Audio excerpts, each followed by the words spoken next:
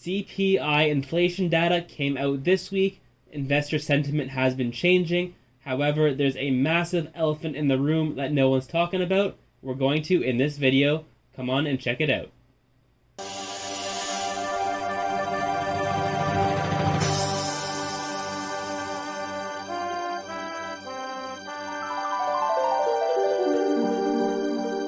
Alright, and welcome back to Unlimited Options Investing. It's me, Adam, and in this video we are going to be talking about the yield inversion that no one is really talking about because the inflation data came in a little bit softer than was expected.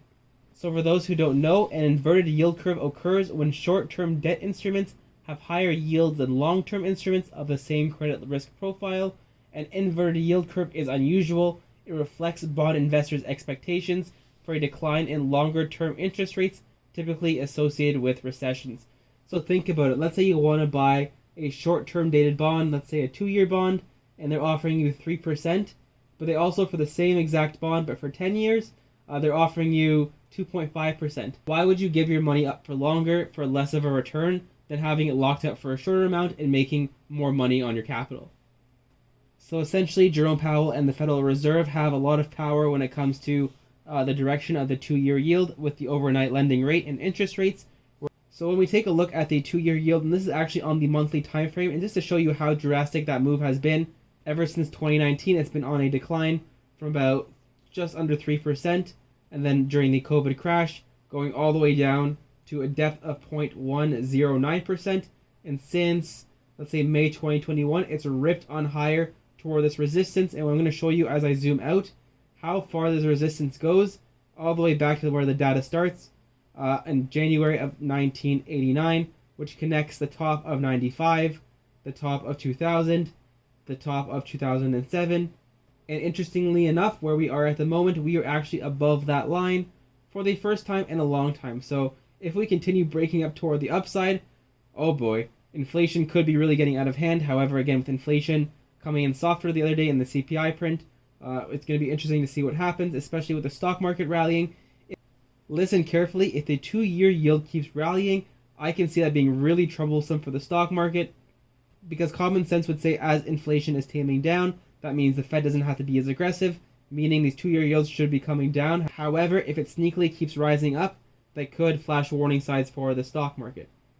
So currently the yield is at 3.21%.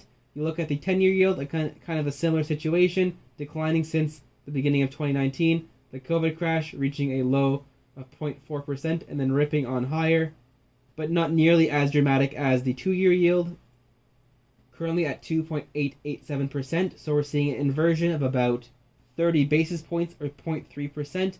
And when we zoom out and take a look at this trend line, ever since 1987, before I was even born, connecting the tops over here in 1990, 1995, 2000, 2007, and we were above it for a little bit back in June, but now we currently are below it. And when we take a look at the daily time frame, and also after the CPI had been released, the vixy, the DXY, had broken through the uptrend, and this is significant because if this move is validated and we continue moving on lower and we don't recover back up into this uptrend, that means money could be flowing from the US dollar into stocks and bonds, which could indicate lower yields, but not necessarily a steepening of the curve yield. And again, as we know, stocks have been rallying, consumer sentiment has been much, much higher after this rally. So a lot of short-term traders and investors may think we're all out in the clear. However, if the bond market does its own thing, it could be a rude awakening for stock market investors.